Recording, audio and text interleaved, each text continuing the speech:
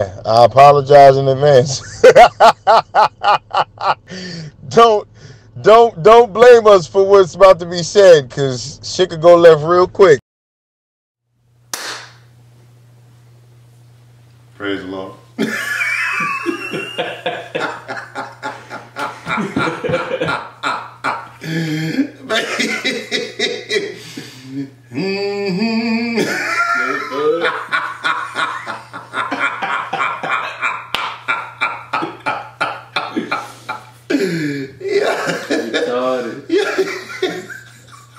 Yo, it's fucking hot, dude. You gotta sweat this shit. You got that sweater on. Yeah, you're right. You're right. You got that sweater. Oh man, Killing that's some yourself. funny shit. Hope everybody had a good Thanksgiving. That's why y'all didn't see us last Thursday. I was stuff on my face, getting wasted. Coquito wasted. Big shouts to Ivana and that amazing motherfucking Coquito. That shit is great. Coquito wasted. Coquito wasted. Damn. Yep. Yep. What, you said Ivana made it? Yeah, Ivana made that shit. You ain't see my tag on Facebook? Oh, yeah. Yeah, that shit's good. Damn. I'm gonna get some more too for Christmas. Just do it for fun. Nah, I ain't doing fun. You just get it Can't be for fun. drinking too much of Just this have a shit. bottle in the fridge. That shit's high calorie, bro. High calorie. Yeah, I had somebody ask me at the school last week, right? Before we went on break. So one of the teachers was like, I was like, yeah, man, I'm about to tear this Thanksgiving food up. Give me some coquito. So one of the teachers goes, well, and you know, he was white. Yeah. Actually, he's one of my boys. I ain't gonna shout him out. Yeah. Real cool. Me and him talk about eating and working out and diet and shit all the time. Yeah. Very smart guy. And he goes, what's coquito? So I was like, Spanish people eggnog. What's coquito? I had to laugh. I was like, it's Spanish people eggnog. It's the same shit. You know? Yeah, that's what it pretty much is. Same shit. You can make it a lot of different ways too. Yeah. So many different ways. What's her face? Ivana made her shit with some Oh Hennessy. yeah, I'm sure. She's selling it, right? She's been selling that shit for a minute. Yeah, she's been selling that shit for the last 2-3 years. Mm-hmm. That shit was on point, bro. That's a good business to get into during the holidays. Oh. I'm coming back. I'll see you in 2-3 weeks. Couple of Christmas. Yeah. Tell you, boy. Coquito wasted. Yep. Yo. What about it? Well, topics What tonight. about it? We going over the Nate Robinson ass whooping. Ugh. Shit was fierce. Somebody he doing it for the culture. Hey, don't do shit for our culture if that's gonna be the fucking. You know, I'm not even mad at him. You know how I'm mad at? Who? His trainer. Whoever is his trainer. Did he even have a fucking trainer? Cause that shit, if I was his trainer, I wouldn't even fucking say I was. Yo. I erased my name off the Was checks. anyone in his corner? Fucking Dr. Doolittle. That's bad, bro. He was talking hella shit too, I think. Nah, bro. But I think Jake Paul, right? Yeah, Jake Paul. Jack, whatever his name. Yeah. I think he called him out on it. He wanted to, right? Is that what it was? I think so. I didn't even know who the guy was. My kids, my kids told me the dude was a YouTuber. So I'm like, damn, YouTubers is beating people up now. Yeah. So much for that notion that they ain't tough. Because he damn sure proved Nate Robinson wrong. He called out a professional basketball player. Right. You know, he won. Listen, he's a professional basketball player. I mean, he know how to fight. You would think, yeah, I exactly. mean, he know how to fight. What is that saying they got going on now? You can't play boxing. You never play boxing. No, you play can't. basketball, you play football, you go play a couple rounds of golf. You know what I'm saying? You play badminton, you play tennis. You ain't playing fucking boxing. There ain't nothing playing about that shit. You know what I'm saying? Like, it's serious. It's serious. It's that simple. I remember like the few times, like I never took it as serious as you, but the few times I have sparred, yo, it's like, I tell you, the mentality I of was in it. the gym when you was in there. Nah. That shit would have been dope. Yeah, well, yeah, you the 5 fingers of death. You wouldn't. They wouldn't put you in there with me. I'm glad, because for every one punch I throw, you throw 5. They wouldn't put you in there. They won't do. Fuck that. They won't do that. I'd have been grabbing your little ass. They'll make you go against some other heavyweights and shit. Yeah, but yo, like, it's so crazy because like the mindset of boxing and football to me was kind of similar. Yeah. Because that first hit, even if you're on the receiving end, to me is the most sobering moment. Wake up. You know what I'm saying? Like, I remember like getting the butterflies before playing a football game, and I used to hate, actually, full disclosure, I guess, if Coach Black ever watched this, there was a couple times when I got sent, well, a few times I got, sent out to the middle of the field to be the captain of the coin toss. And there would be, Coach Black would say, if we win the toss, whether he wanted to receive or defend. And different, depending on who we were playing, what type of team they were, he would choose otherwise. But every time I would go out, I always picked defend. You want to crack? Because I wanted to run down and kick off. I was like, I'm not giving Steve and them the ball. Steve, we already know what the fuck Steve can do. I want to run down and knock shit out somebody. Because to me, that set the tone of the game. But and you wasn't like a normal size. Well, I wasn't that big. I mean, I was a big kid for my age, but to me that was like, and whether I mean, the vast majority of the time I was on the giving end of hard hits, but I took hard shots too. Everybody has. I mean, you can't play a game like that and not fucking take your own lick, from time to time. Yeah. But whether I was the hammer or the nail, it was like a relief after that first hit. Right. You know what I'm saying? Because it was like, all right, cool, now we can get down to business. Yeah. But prior to that, it's all fucking anticipation. After that first hit, though, you're like, all right, now I know what I'm in for. Yeah, but unfortunately, Nate Robinson didn't last too far beyond the first hit. Yo, he had the Pacquiao shorts on. That Pacquiao motherfucker that's what he got his ass beat for wearing New York Knicks colors in the goddamn ring. That's what you get for wearing loser colors in the goddamn ring, orange and blue. Good luck, asshole. I can't believe that. He ain't had no success on the basketball court with them colors on it. You gonna wear the shit in the ring? You got exactly what you deserve. He did in one aspect. What? He did in one aspect. He did what? When he had those shorts on, the colors on, when he was on the Knicks. He might as well would have wore. He won the slam dunk contest when he was. That's an individual accolade. But that's what I'm saying. So he kind of shined a little bit from New York on that side. Hey, he would have. He might as well just wore the fucking Apollo Creed trunks in there because he got Ivan Drago just like Apollo. He should have just wore Apollo Creed trunks in that motherfucker. Crazy, man. You saw the Tyson fight? I saw bits and pieces of it, but it was like they did a good job hyping us up. Yeah. Because it was like I think Roy was scared though. The whole fucking right, Roy was scared, and it seemed like Mike Tyson made a pact with him that he wasn't gonna hurt him because he didn't throw no punches in the face. I mean, Tyson, he said he's not gonna try to go out there and he said I'm just gonna do it, and that's what he wanted to do. He didn't want to go there and knock him out. That's what he was there in the very beginning when they were hyping the fight. That's what the fuck he was talking about. Well, it's all the hype. And you know what I think? Because there were a lot of reports saying that Roy was getting scared leading up to the fight. Yeah. So I think he probably came to Roy like leading up to the fight and shit.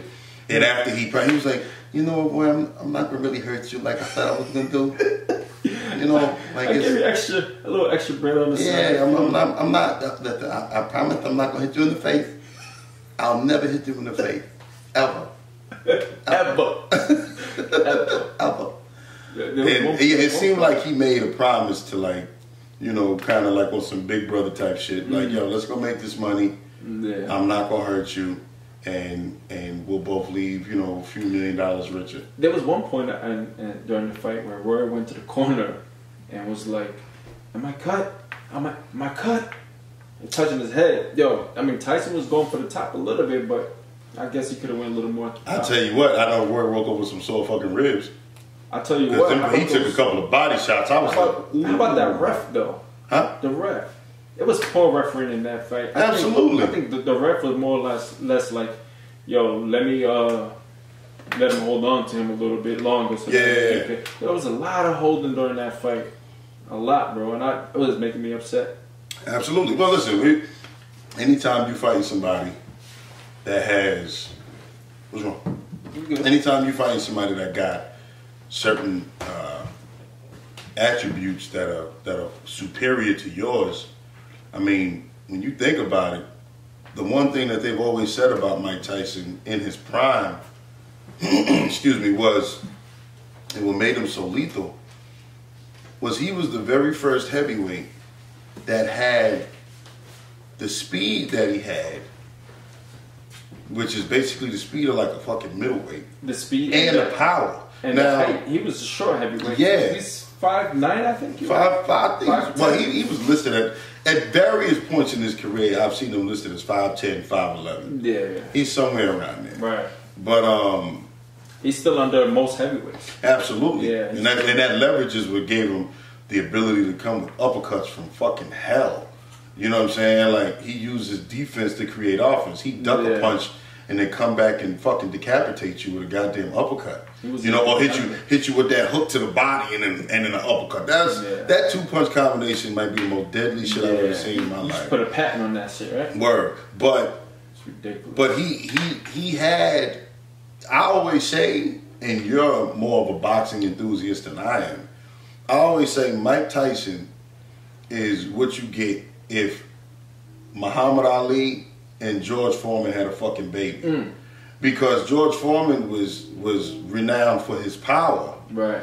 Damn sure wasn't fast. He throws slow, lumbering punches. So you saw all of them. Like they in boxing, y'all call it telegraphing. Right. But George Foreman telegraphed a lot of his punches. But you still can't get away from it. Yeah. You still can't get away. But Ali had the speed of a middleweight, but not but not the knockout power. When Ali knocked you out, it was like an accumulation of punches. Yeah. He really didn't score a lot of early knockouts. It was like you succumbed to the ass win after 5 rounds, 6 rounds, 8 rounds. And it was 15 rounds. And back then you had to be in better shape so you could actually get a knockout. Absolutely. 15 rounds, bro. 1 minute in the ring. You talking about it's gonna feel like a decade. Yo. After you throw so many punches the first 10 seconds, you're like, wait a minute. Yo, did you see? Slow down. Yo, if you've ever watched like documentaries behind the scene of like my dad, like the biggest Muhammad Ali fan. Is it? Ever. And he used to have me watch a lot of documentaries when I was a kid. He would watch them, so by default I would watch them. Anytime anything came on TV about Muhammad Ali. And there was actually a documentary that they did about, I think it was the fight, the Rumble in the Jungle with him and Foreman. And it was called When We Were Kings. Shit was in the movies back in like the mid-90s. And where you said Ali was in there? Yeah. It was a documentary about the fight he had in Zaire with George Foreman. So long story short, that was the main part of the documentary, but they also touched on other portions of Ali's career, like when he his trilogy with Joe Frazier. And there was one fight he had with Joe Frazier, I forget which one it was. It might have been the second, the first or the second, where it went all 15 rounds. Both of them almost fucking died after that fight. Yeah, I think it was the second one. Because it was so brutal, man. Like it was so hot in there. Wasn't the first one by Ali won by knockout? Sorry. Yep. No. Ali lost the first one. He lost the first one? He lost the first one. Okay. Because from what I recall, Joe Frazier broke his jaw.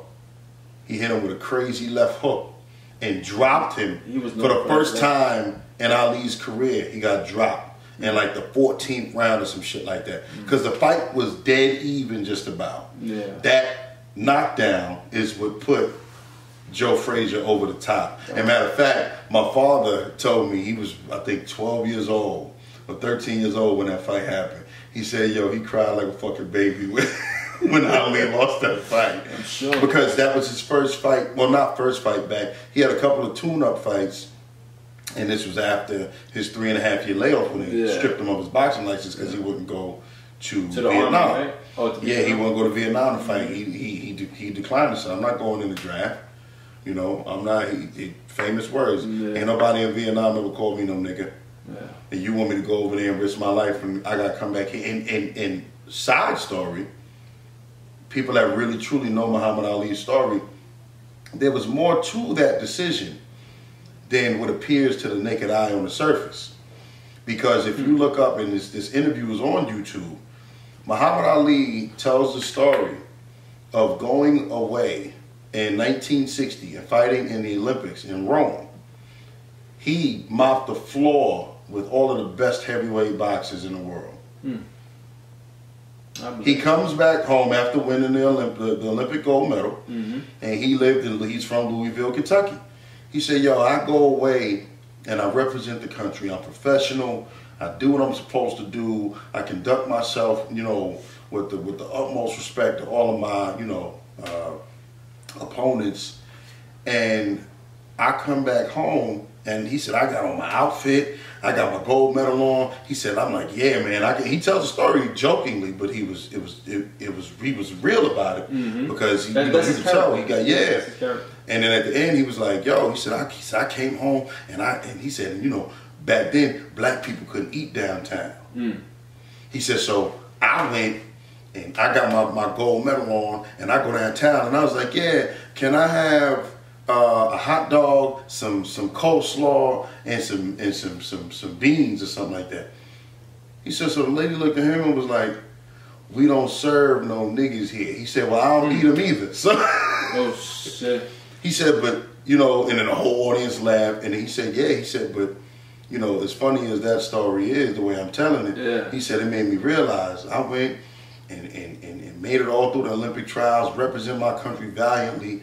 You know, I'm the best heavyweight in the world as far as the Olympics go, and I come home and I can't even get a meal in my own hometown. It's a disgrace. So you fast forward 6, 7, maybe 8 years, and now the same country that is telling you that you can't come home and be treated like a civilized human being after representing us on the world's, you know, stage. You tell the same young man that he got to go and now risk his life, and he say, fuck you, I'm not going. How you blame him? Exactly. How you blame him? Yeah. You know, and that's what he felt. Aside from his religious beliefs, you know. Well, it's either go or you just going to jail. And he chose, he said, you do whatever you're going to do to me. Yeah. And they don't make them like that no more, bro. They don't make people like that no more, man. Like that's why, you know what's so crazy? He was vilified for that shit. Right. And you know what's ironic? And just calling it what it is, the same people, mostly white people, the same people who vilified him, they were in love with the motherfucker by the time he died. He was Ali, one of the most beloved figures ever walked this earth, man. Well, he won a lot of people some money. Yeah, he was one of the most beloved figures because you got the confidence of your convictions. You know, like they say, the truth run marathons, and if you live in your truth, people have no choice but to admire that. Right. You know, people have no choice but to admire that. Now that actually goes. Well, I was gonna say. That transitions into voting. Yeah, the next topic that I was going to go into. Now, you know, I've obviously had a whole lot of things to say as far as voting goes, but we're touching on this again, obviously, because of the current state of affairs, and also because I think that, at least from what I'm seeing, from my perspective, a lot of us just aren't understanding. A lot of us just aren't getting it. I've seen so many people, mainly, my fellow black and Hispanics, okay, who are anti-voting, who sit and say, oh, the system was never intended for us, so why should I get involved? You know, everything is rigged. Hey, listen, you can sit and spew all that hot air all you want to, but at the end of the day, if your votes didn't count, if your votes didn't hold any weight, then guess what? They wouldn't do so much to try and disenfranchise us. Right. All right? If you pay close attention, which is why it's so important to pay attention to current events, this whole election fraud nonsense that Trump is trying to push, no matter what your decision or what your preference is or what your political affiliations are, there's a reason why when he goes and does these recounts, he's concentrating on the areas where everybody look like us. Well, I was just going to say, he's trying to get votes thrown out from predominantly black and Hispanic areas. Do you think certain minority towns, like, you know, certain minority towns, whatever the towns are set up for like failure? Like most minority towns that I've seen have like a lot of fast food restaurants, right? And you go to the other side because we buy that shit. Well, they set up shop. So it's trying to like kill us off. Well, I don't think they try to kill us off. People, listen, or keep us out of shape. Everything is supply and demand, right? People don't sell stuff that they don't think people are gonna buy. So that was what I'm saying. Do you think that's coincide with the voting?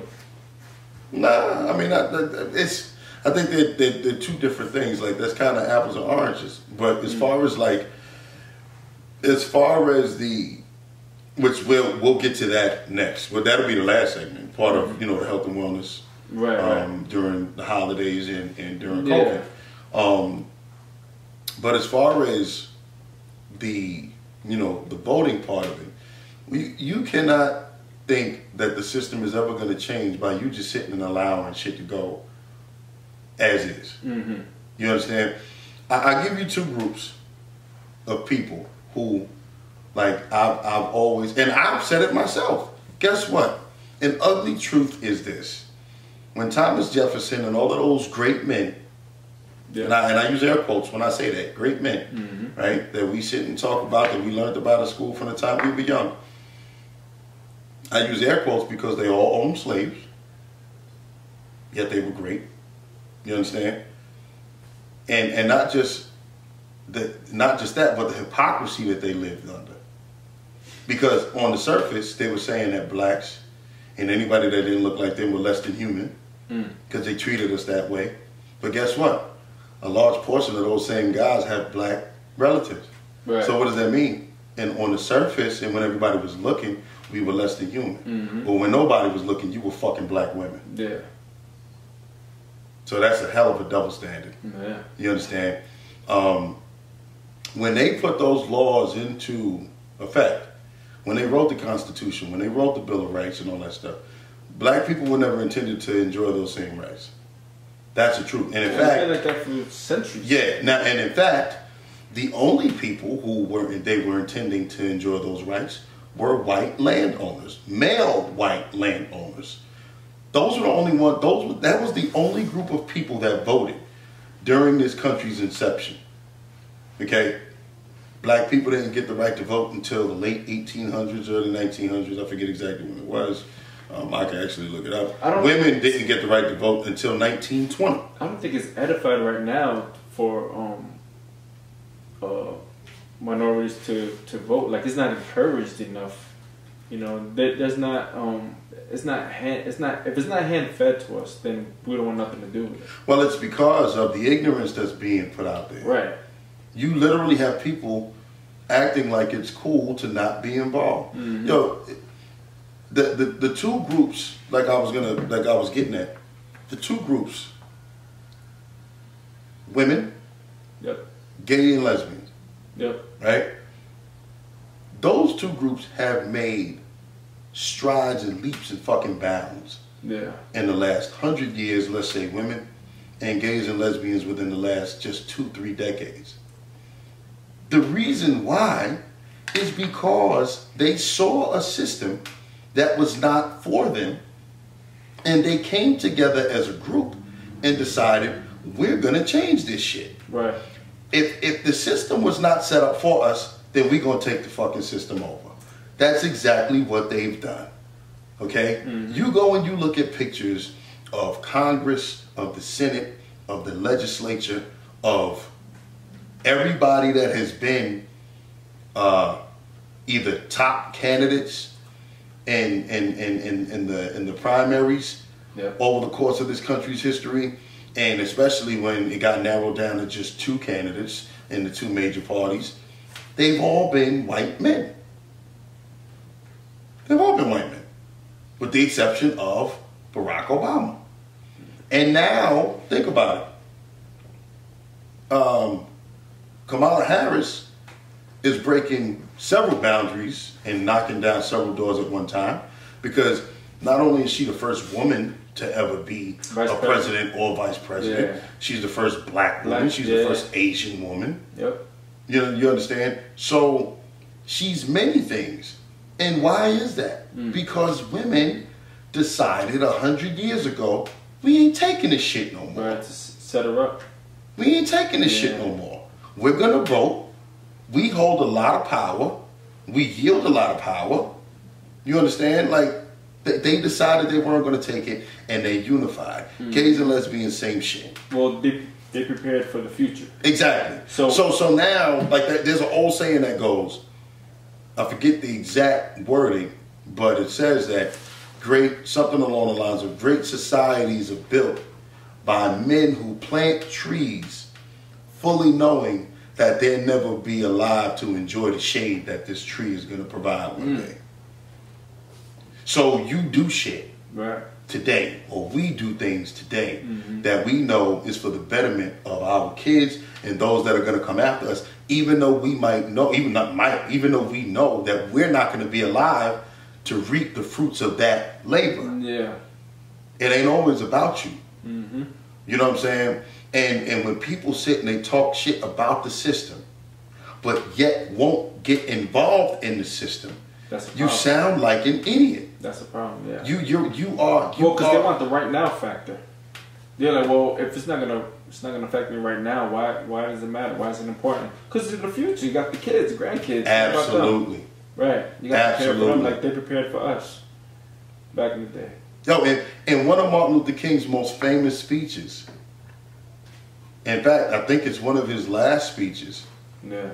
He said, I've seen the promised land. I may not get there with you, fully acknowledging that what I'm fighting for, I might not even live to fucking see it. Right, exactly. But goddamn it, we're going to keep going. Yeah. That mindset died when they fucking shot that man in the neck and murdered. Kamala Harris has a few stipulations underneath her belt as well, right? Isn't she like, there was a lot of different conspiracies about her? Or? Well, here's the thing, right? And this is the same thing, and I'm glad you brought that up. This is a good point. People have been talking about her and giving her a bad rap because either her and Joe Biden, they say, have, done a lot to lock up a lot of black and Hispanic people over their careers, right? Kamala Harris in particular, because she was, I think, a prosecutor, part of the sheriff's office of some sort when she first got involved in politics or law enforcement back in the day. Biden has gotten a bad rap due to the fact that he's been in the Senate for 40 years or something like that, and he was a part of the portion of government that helped to enact the crime bill, which locked up a lot of black and Hispanics due to the war on drugs. Now, here's the funny part of that, and this is where you got to understand, you got to hear the whole story before you jump to conclusions. Yeah, of course. I vividly remember growing up during the crack era.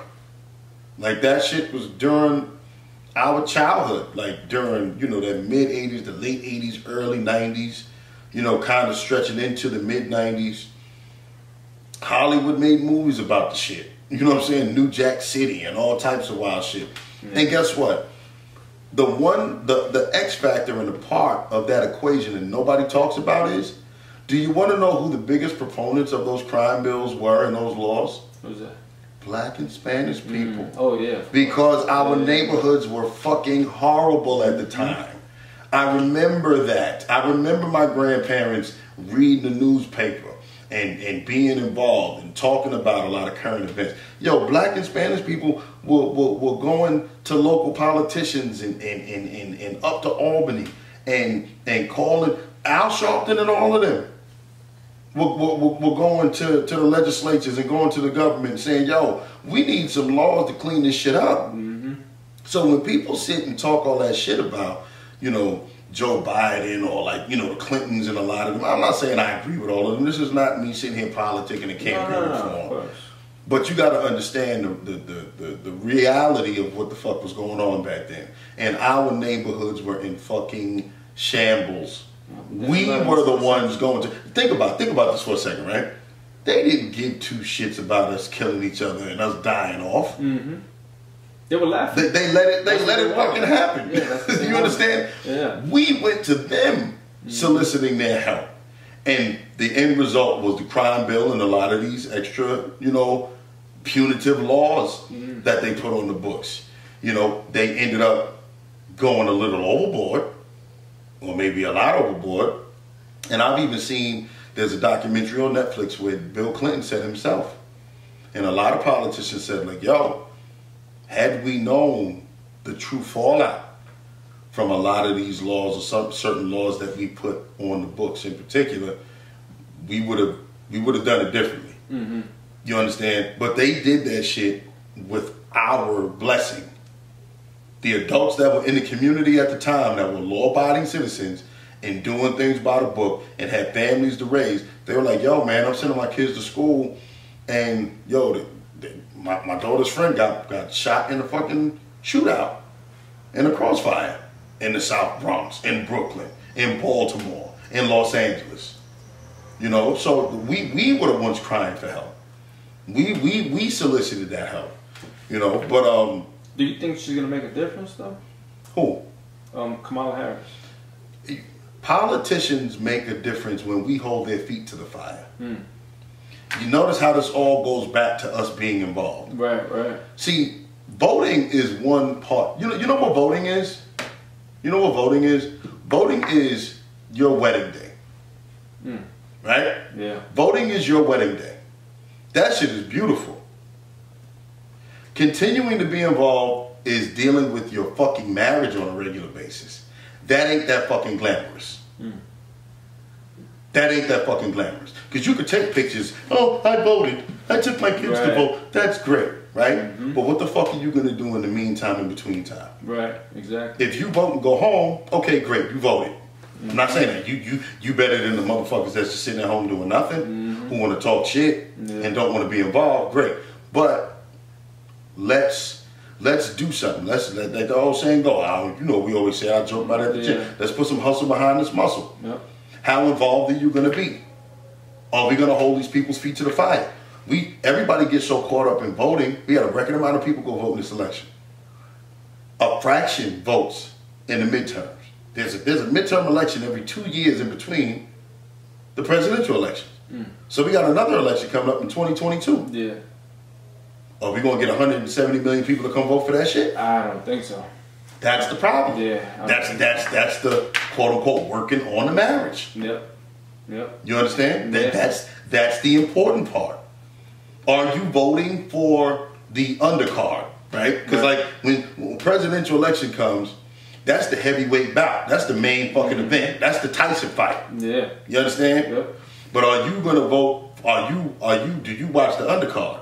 See, real boxing enthusiasts like you watch the undercard. Yeah, I saw. Because you like the up and coming motherfuckers. Like, how many years we've been watching boxing together? When somebody finally becomes big, you like, I've been watching this motherfucker on undercards for the last 5-6 years. Yeah. Like because you're really involved. So let's do it in amateur boxing. Exactly. Yeah. So the presidential election is the main event. Yeah. But do you pay attention to the undercard? Right. You gotta do your homework. Right? You understand? Yeah. Are you voting when it's not as glamorous? Are you voting in the midterm elections? Do you vote for your kid's school board? Do you vote for town council? Do you vote for here in Suffolk County? You vote for Suffolk County legislature? Do you vote for your assemblywoman? Do you vote for your local judges? See, this is all shit that we need to be pushing as a community. Are we sending our kids to go to school to be prosecutors? Are we sending our kids to school to be judges? Because that's how you infiltrate the system. Right. You can't sit on the sidelines and keep complaining that, oh, we don't get a fair shake. When I end up in front of a judge, my sentence is going to be worse than the white guy. Guess why? Because ain't no fucking black judges. Don't expect nobody to understand your plight if they don't know where you come from. So guess what? Right? If my kids grow up and become a judge or becomes a prosecutor or they know what goes on in our community. Why? Because they're of the community. You want to know something crazy? A lot of times, I don't even think it's truly racism that determines certain decisions. It's simply, I don't fucking understand you. Right. That's what certain decisions are. Mm-hmm. When you have a prosecutor or a judge that came up in a privileged background, right? Yep. His dad was a judge, mom was a lawyer, lived in a really, really nice neighborhood. Yo, but he's handing down sentences, and it ain't even just about him being white, because you can have a black kid grow up the same fucking way. Yeah. Never been exposed to crime, no nothing. So anybody that comes in his courtroom or her courtroom and they handing down these sentences, they looking down at you like, not just from a proverbial perspective, but they're literally looking down at you like you fucking trackers. They don't understand what drug habit, robbing, stealing, young kid doing dumb shit. They don't understand that mindset because they didn't come up that way. Mm-hmm. The best thing that can happen to the system is us that have lived real life shit encouraging our kids to grow up and become a part of it. That's how the fucking system changes, Danny. Right. Of course. That's how the system changes. We all gotta do our part. Yes. Your sons or your daughter grow up and get involved in politics or get involved in the judicial system. You understand what I'm saying? Yep. That's exactly what needs to happen.